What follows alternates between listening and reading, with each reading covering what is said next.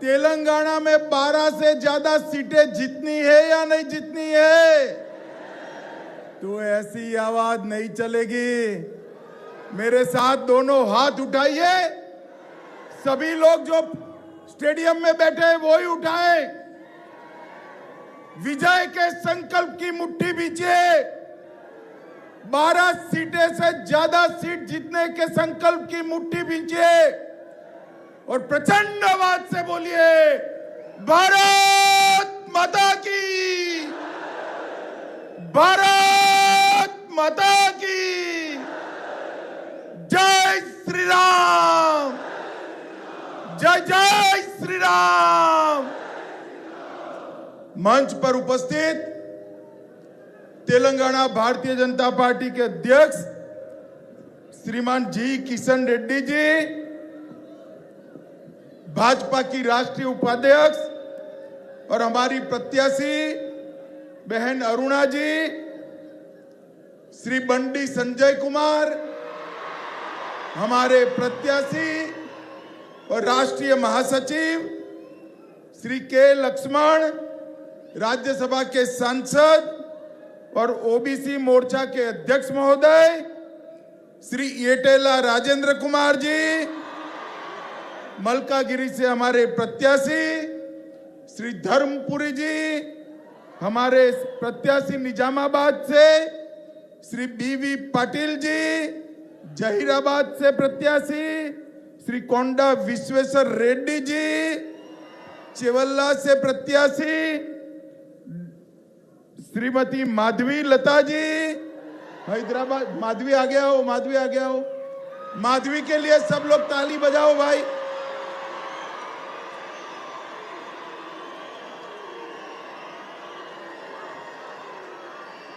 Doctor बुरा नरसैया गौड़ जी, P Bharat Kumar ji, Sudhakar Reddy ji, Shri Jitendra Reddy ji, Shri Garikapati Mohan Rao ji, Shri pre Ramulu जी, श्री ए वेंकटेश्वर रेड्डी जी, मंच पर बैठे हुए सारे भारतीय जनता पार्टी के वरिष्ठ नेतागण और आज समग्र तेलंगाना राष्ट्र से आए हुए मेरे बूथ के मालिक, ऐसे भारतीय जनता पार्टी के सभी कार्यकर्ता भाइयों बहनों को नमस्कार।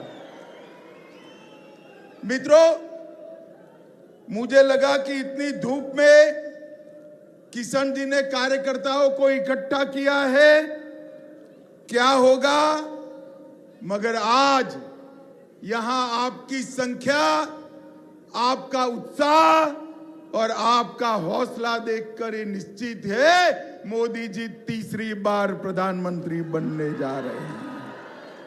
भाई और बहनों, मैं देश भर के हर राज्य से जाकर आया हूं। मैंने यही उत्साह, यही हौसला और यही मोदी की दीवानगी को देखा है। मैं जहां गया मोदी मोदी के नारों से स्वागत होता है। भाई और बहनों, पूरा देश तय कर कर बैठा है कि अगली बार 400 पार, अगली बार। मगर मैं आज तेलंगाना आया हूं, तेलंगाना की जनता को 2 हाथ जोड़कर विनंती करने के लिए और तेलंगाना के कार्यकर्ताओं का आह्वान करने के लिए। 400 पार होने वाला है, उसमें तेलंगाना का 12 से ज्यादा कमल आना चाहिए। 12 से ज्यादा सीटें तेलंगाना में भारतीय जनता पार्टी की हो और तेलंगाना को 75 साल के बाद इन निजाम की परछाई से दूर करने का काम तेलंगाना की सरकार। आज मैं तेलंगाना की जनता को कहने आया हूं, यहां 4 पार्टियां मैदान में है। एक कांग्रेस पार्टी, दूसरी टीआरएस, तीसरी मजलिस और चौथी भारतीय जनता पार्टी। भाई और बहनों, मुझे बताओ, टीआरएस, कांग्रेस दोनों मजलिस से निजाम के प्रभाव से तेलंगाना को मुक्त कर सकते हैं क्या? जोर से बोलो, कर सकते हैं? ये दोनों मजलिस के एजेंडा पर चलते हैं। हमें लगा कि तेलंगाना की जनता ने कांग्रेस को मैंडेट दिया, शायद अब मजलिस का प्रभाव खत्म होगा। जैसे ही विधानसभा चालू हुई, आउट ऑफ वे जाकर सारे नियमों की धज्जी उड़ाकर मजलिस के नेता को टेम्पररी स्पीकर बनाकर कांग्रेस ने इनका सजदा करने की शुरुआत कर दी। ये दोनों पार्टियां हैदराबाद स्थापना दिन मना सकती है क्या? जोर से बोलो, मना सकती है क्या? सरदार पटेल का सम्मान कर सकती है क्या? नहीं कर सकते, क्योंकि ये वोट बैंक की लालच से डरते हैं। हम भारतीय जनता पार्टी के कार्यकर्ता वोट बैंक से नहीं डरते हैं। हम तेलंगाना के कल्याण और तेलंगाना के सम्मान को समर्पित पार्टी है। भाइयों और बहनों, ये तीनों पार्टियां परिवारवादी पार्टियां। कांग्रेस पार्टी, आप देखिए, जवाहरलाल नेहरू, इंदिरा गांधी, राजीव गांधी, सोनिया गांधी, अब राहुल गांधी, आगे भगवान जाने कौन गांधी। ये केसीआर के बाद KTR, KTR KCR, KCR KTR, और बड़े मियां तो बड़े मियां, छोटे मियां भी सुभान अल्लाह। ये मजलिस भी परिवारवादी पार्टी है। ये तीनों पार्टियों का लक्ष्य राजनीति में अपने बेटे बेटों का कल्याण करना है, बेटों बेटियों को कल्याण करना है। आप मुझे बताइए, जो अपने बेटे बेटियों के लिए काम करते हैं, वो तेलंगाना के किसान का भला कर सकते हैं क्या? जोर से बोलिए, कर सकते हैं क्या? तेलंगाना के ओबीसी का भला कर सकते हैं क्या? तेलंगाना के युवाओं का भला कर सकते हैं क्या? तेलंगाना के युवा, किसान, महिला और ओबीसी दलित का भला केवल और केवल भारतीय जनता पार्टी कर सकती है, नरेंद्र मोदी कर सकती है। मित्रों, ये दोनों पार्टियां, कांग्रेस और टीआरएस, दोनों पार्टियां भ्रष्टाचार में लिप्त पार्टियां हैं। मैं आपको बताता हूं, रेवंत रेड्डी मेरी बात का जवाब दे।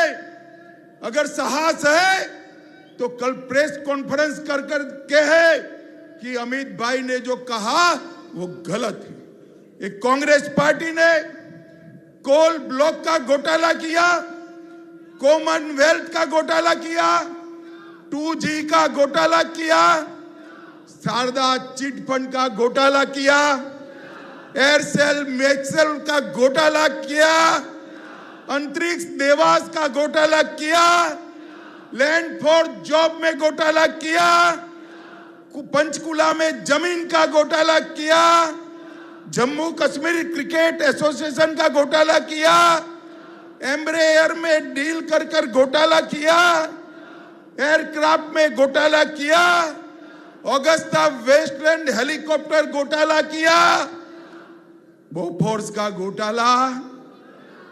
मित्रों, ये 12 लाख करोड़ के घपले, घोटाले और भ्रष्टाचार करने वाली कांग्रेस पार्टी, और दूसरी ओर भ्रष्टाचार रचित समिति बीआरएस, मियापुर जमीन का घोटाला 4000 करोड़, आउटर रिंग रोड घोटाला किया, कालेश्वर परियोजना घोटाला 40,000 करोड़ का किया, कविता के नाम पर शराब घोटाला किया, सीएजी ऑडिट का घोटाला। अब मुझे बताओ भाई, हजारों लाखों करोड़ के घपले घोटाले करने वाली एक कांग्रेस पार्टी और टीआरएस तेलंगाना और देश का भला कर सकते हैं क्या? जोर से वो लोग कर सकते हैं? 23 साल हो गए नरेंद्र मोदी जी को मुख्यमंत्री प्रधानमंत्री रहते हुए। मोदी जी पर हमारे विरोधी भी 25 पैसे का भ्रष्टाचार का आरोप नहीं लगा सके। भारतीय जनता पार्टी ने, इस देश के प्रधानमंत्री ने भ्रष्टाचार मुक्त शासन कैसा होता है इसका एक उदाहरण सेट करने का काम किया है। भाई और बहनों, एक केसीआर की पार्टी थी और कांग्रेस पार्टी, दोनों वादा खिलाफी की पार्टी है। इन्होंने कहा था कि हम नीलू निगुलू नियामकलू, रोजगार, धन और जल, ये तीनों के लिए काम करेंगे। तीनों में वादा खिलाफी किया। 1 लाख युवाओं को रोजगार देना था, नहीं दे पाए। यूनिवर्सिटी में प्रोफेसरों की भर्ती नहीं कर पाए। 40 लाख बच्चों को फ्री शिक्षा का वादा किया था, नहीं कर पाए। 7 लाख घर देने का वादा किया था, नहीं कर पाए। मेरे पास 42 वादा खिलाफी की सूची है, 42। और दूसरी ओर कांग्रेस पार्टी, मैं आपको कहना चाहता हूं मित्रों, कांग्रेस पार्टी ने भी इस देश के गरीबों को गरीबी मुक्त करने का वादा 4 पीढ़ी पहले इंदिरा गांधी ने किया था, मगर गरीबी तो मुक्त हो ही नहीं, गरीब और गरीब बनता गया। और मैं आज बताता हूं, मोदी जी ने ये 10 साल के अंदर 80 करोड़ से ज्यादा गरीबों को हर महीना 5 किलो अनाज मुफ्त में देने का काम नरेंद्र मोदी ने किया।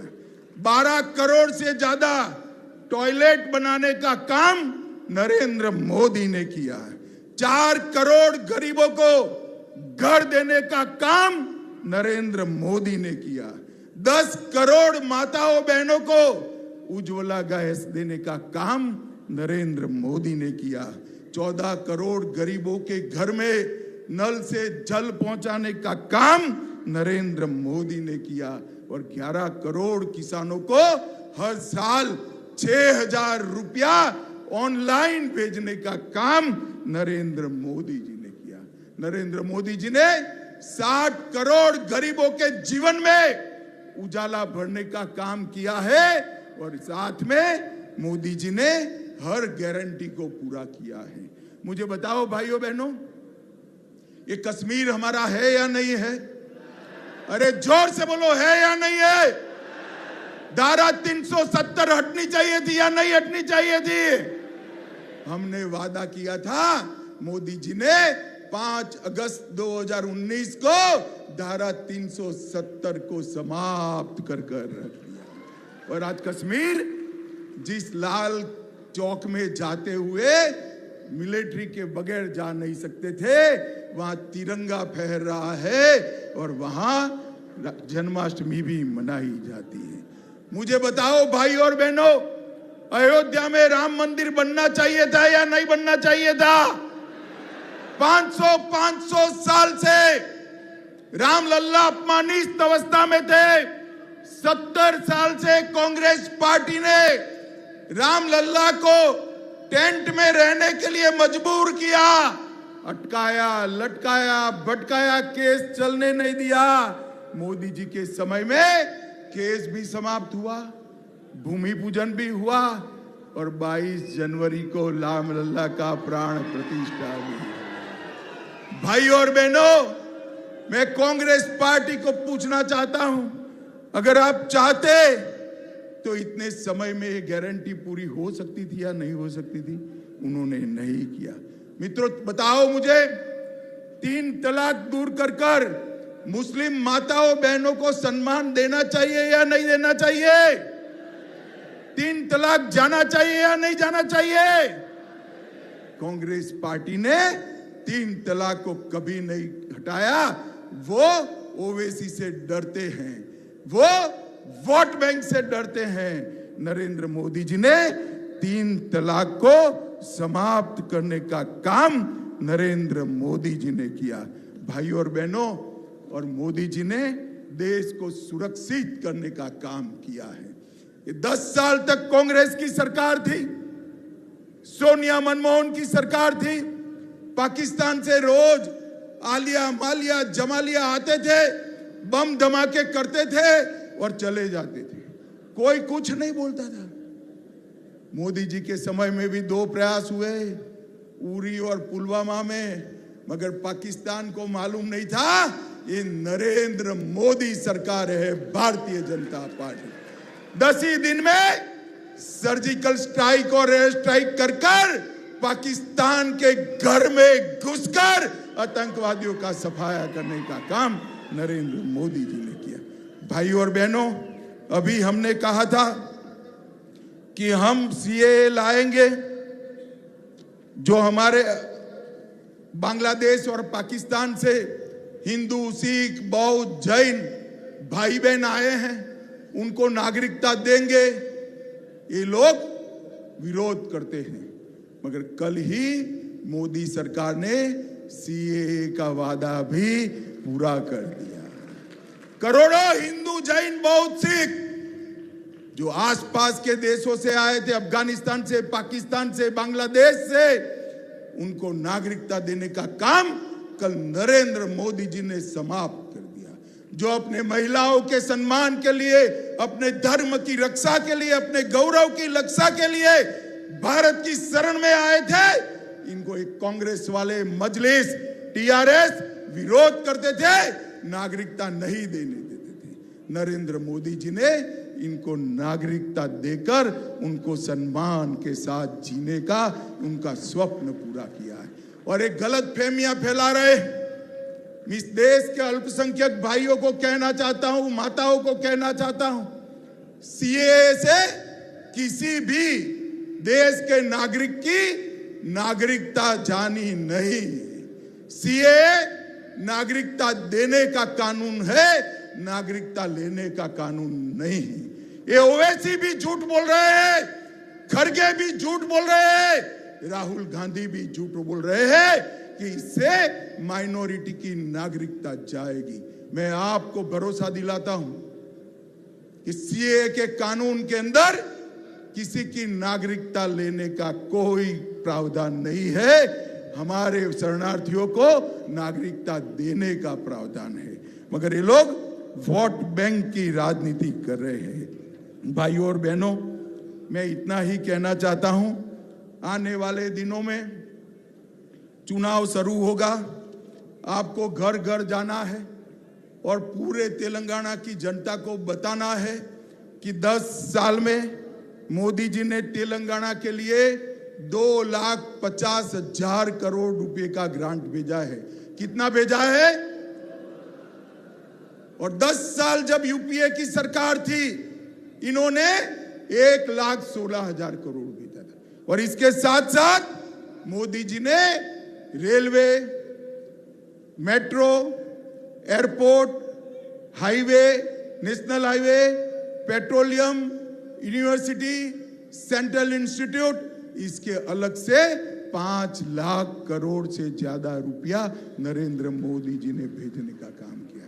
ये लोग तेलंगाना का विकास नहीं कर सकते।